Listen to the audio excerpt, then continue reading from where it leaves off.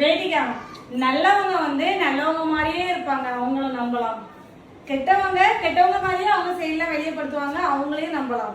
ஆனா நல்லவங்க மாதிரி இருந்துக்கிற கெட்டவங்களையும் கெட்டவங்க மாதிரி இருக்கிற நல்லவங்களையும் நம்பவே கூடாது.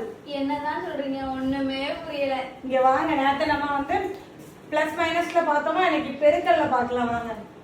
அதாவது ரெண்டு பேரும், அதாவது ஒருத்தங்க உண்மையாவே இருக்கிறாங்க, வெளியே உண்மையாவே தெரியுறாங்கன்னா அவங்கள நம்பலாம். சரியா? பொய்யா இருக்கிறாங்க, பொய்யாவே தெரியுறாங்கன்னா நம்பலாம். அதாவது ஒரே மாதிரி இருக்கிறவங்க நம்பலாம். சரியா?